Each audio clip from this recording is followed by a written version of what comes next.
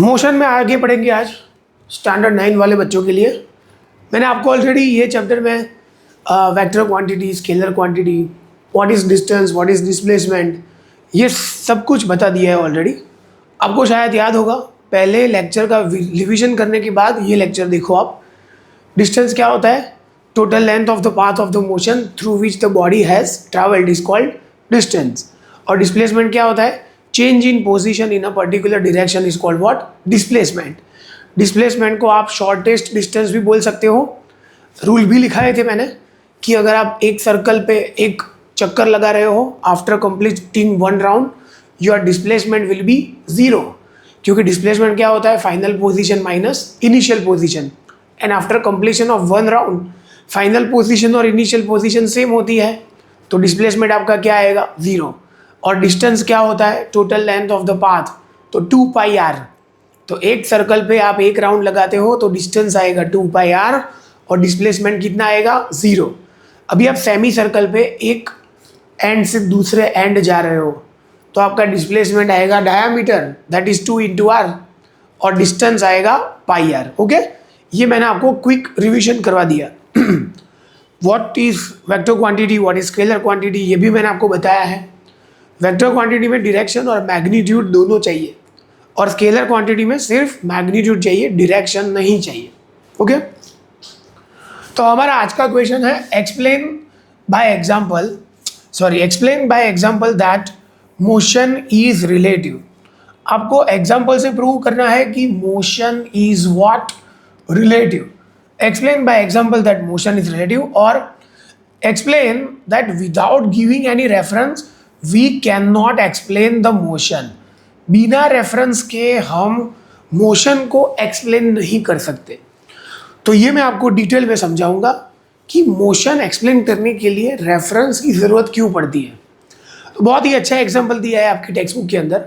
Suppose you are going towards your school in a school बस।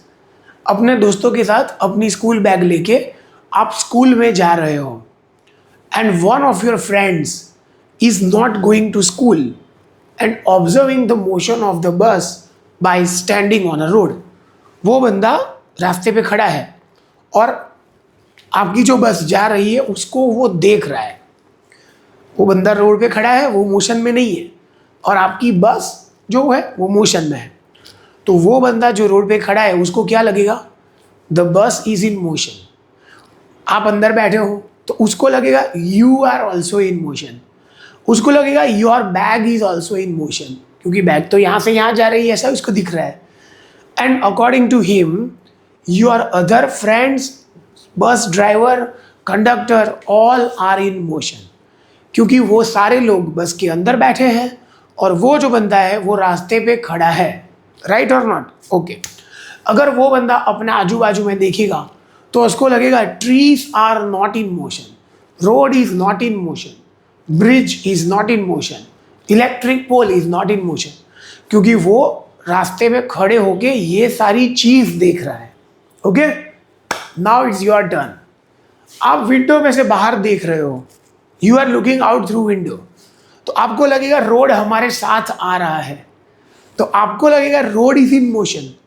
आपके friend को क्या लगा? जो रास्ते पे खड़ा है उसको road is not in motion. आपको क्या लगा? Road is in motion. तो दोनों में से सही कौन है? भैया दोनों लोग सही है, क्योंकि कोई ऑब्जेक्ट मोशन में है या मोशन में नहीं है वो आप कहाँ से ऑब्जर्वेशन ले रहे हो उसके ऊपर डिपेंडेबल है। That person is standing on a road, so according to him the road is not in motion, he is absolutely right. You are travelling by the bus and you are looking through the window, आपको लग रहा है road is in motion, you are also right. So the moral of the story is that an object is in motion or not is totally depend on position of the observer। कोई object motion में है या नहीं वो observer की position के ऊपर dependable है। आप बस के अंदर बैठे हो, बाहर देखोगे आपको लगेगा road is in motion, trees are also in motion. जब आप ट्रेन से जा रहे होते हो दूर दूर के पेड़ आप देखो, आपको लगेगा हमारे साथ आ रहे हैं, because earth is round.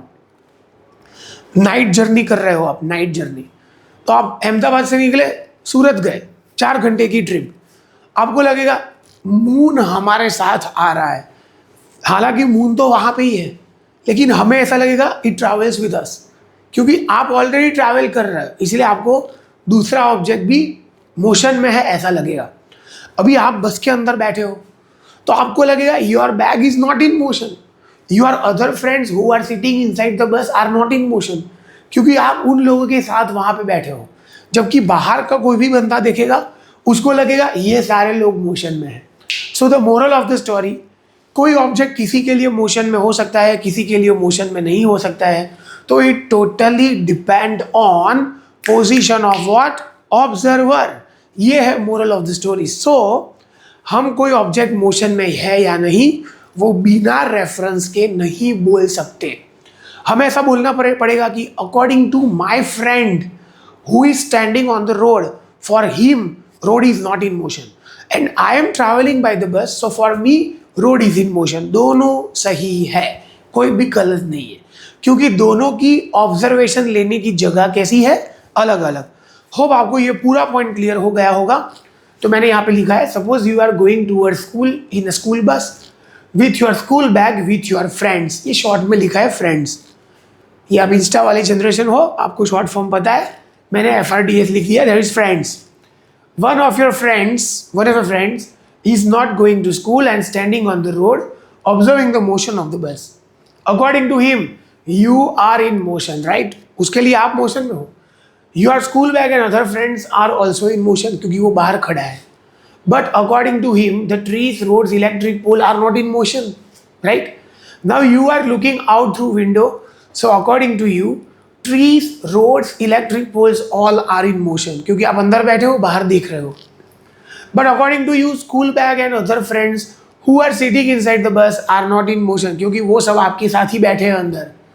Because you are taking observation from the bus and your friends taking observation, your friend, not friends, your friend is taking observation from standing on the road. Hence, motion is what? Relative. It means what? कि without giving reference, we cannot explain motion of any object. तो ये हो गया पूरे 8 point का answer. बेटा आप एक बार पढ़ लो, आपको आराम से समझ में आ जाएगा, ये मेरी गारंटी है। बहुत ही इजी लैंग्वेज में मैंने पूरा आंसर आपके लिए लिखा है, वेरी इजी लैंग्वेज। आपके मम्मी पापा पढ़ेंगे तो भी उनको आ जाएगा डेफिनेटली। नेक्स्ट क्वेश्चन नंबर 14, ये न्यूमेरिकल है, वो उसके लिए अलग वीडियो मैंने बनाया है। शुरू करेंगे वेलोसिटी से। Very good question, velocity. अभी हमने स्पीड के बारे में पढ़ा था, we have already study about speed. तो आपको मालूम है स्पीड क्या होता है? Distance upon time. What is speed? Distance upon time. हम ऐसा लिखते थे कि speed is equal to distance upon time. इसकी लिमिटेशन क्या है? अगर एग्जाम में पूछे what is the limitation of speed, तो स्पीड से आपको डायरेक्शन के बारे में पता नहीं चलेगा। यू विल नॉट हैव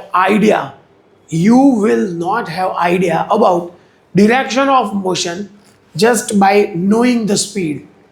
आपको डायरेक्शन के बारे में नहीं पता चलेगा। अगर आपको डायरेक्शन के बारे में जानना है तो आपको कोई अलग क्वांटिटी डिफाइन करनी पड़ेगी। तो to find the direction of motion of the object we are defining what?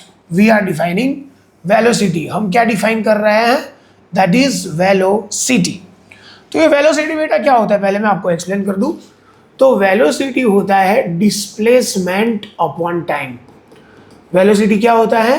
That is displacement upon time. हमने पहले ही पढ़ा है, displacement is in straight line, एक पर्टिकुलर डायरेक्शन में होता है। तो जो डायरेक्शन में डिस्प्लेसमेंट होगा वही डायरेक्शन में क्या मिलेगी आपको? वेलोसिटी। तो वेलोसिटी का फॉर्मूला है डिस्प्लेसमेंट अपॉन टाइम। और स्पीड का फॉर्मूला क्या था? स्पीड का formula distance upon time. Distance is a scalar quantity, so speed is a scalar quantity. इसके ऊपर से आपको सिर्फ वैल्यू मिलेगी, डायरेक्शन नहीं मिलेगी। So to identify the direction of motion we are defining what? Velocity. अभी मैंने अभी भी आपको ट्रिक दी थी कि फिजिक्स में अगर कोई डेफिनेशन बनानी है तो आपको डिनोमिनेटर को 1 यूनिट लेना पड़ेगा। डिनोमिनेटर को क्या लेना पड़ेगा? 1 यूनिट। तो यहाँ पे लिखेंगे displacement of the body in unit time is called velocity. बहुत ही ईजी है। Displacement of the body in unit time is called what? Velocity. Displacement of the body in unit time is called velocity. Okay, velocity को v बोलते हैं। Displacement का मतलब होता है final position minus initial position upon time. Final position हमने आगे बढ़ा है xf, initial position xi upon t।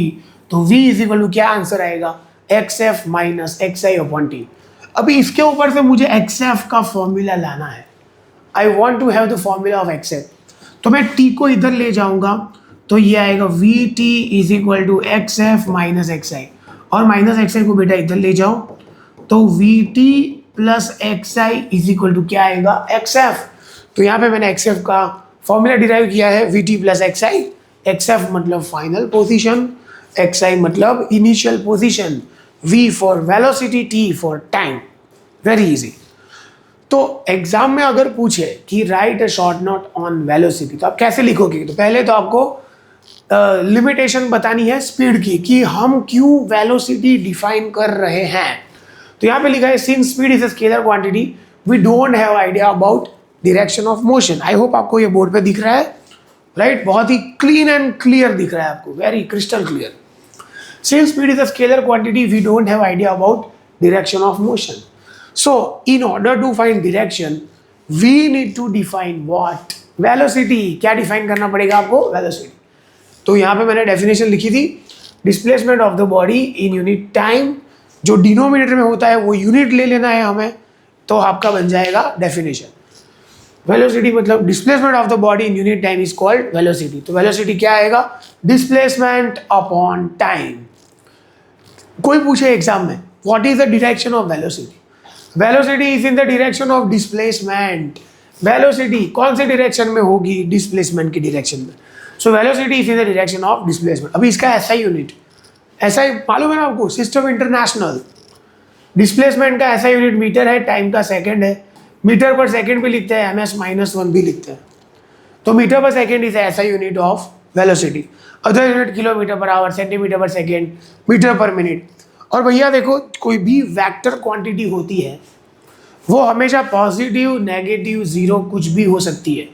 Vector quantity can be positive और इट इज नेगेटिव और इट कैन बी जीरो। कैसे?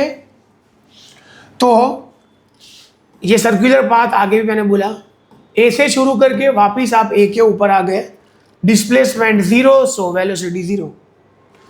अब ऐसे नंबर लाइन है ये, यहाँ से शुरू किया आपने जर्नी, जीरो से शुरू किया और आप नेगेटिव डायरेक्शन में गए, -10 पे जाके खड़े रहे, तो final position -10, initial position zero, displacement आएगा -10।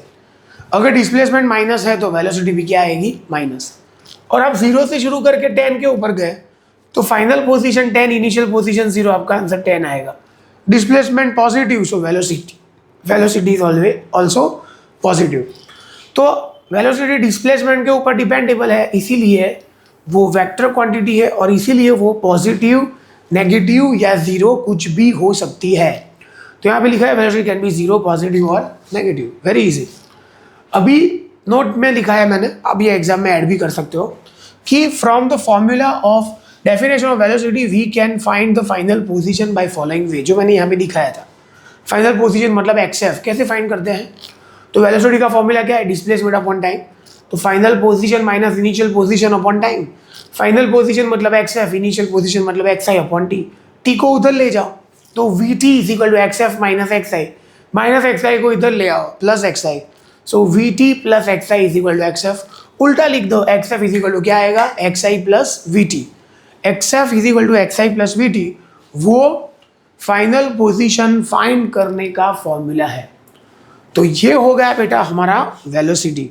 बहुत ही इजी था, मैंने आपको पूरा समझा दिया। वेलोसिटी अगर आ जाए आपको तो उसके ऊपर से आपको आएगी एवरेज वेलोसिटी। अगर वेलोसिटी आ जाए तो आपको आ जाएगी क्या? Average velocity. अब ये एवरेज वेलोसिटी क्या होती है? जैसे हमने स्पीड के बारे में पढ़ा था, स्पीड क्या होता है? Distance upon time.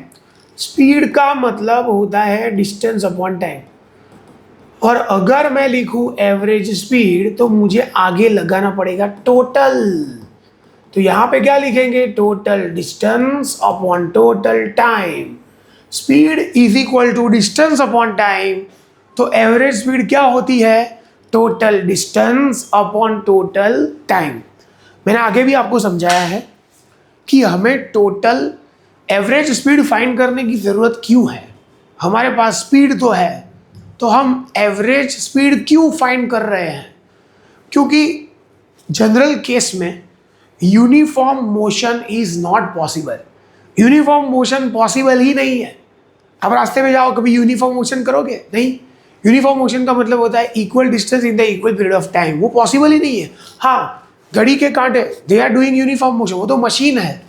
मशीन में यूनिफॉर्म मोशन पॉसिबल है, लेकिन रास्ते पे जाओ practically when human beings are involve, uniform motion is not possible. In that case if you want to find intensity of speed, अगर आपको उस टाइम इंटेंसिटी फाइंड करनी है तो हमें क्या डिफाइन करना पड़ेगा, एवरेज स्पीड।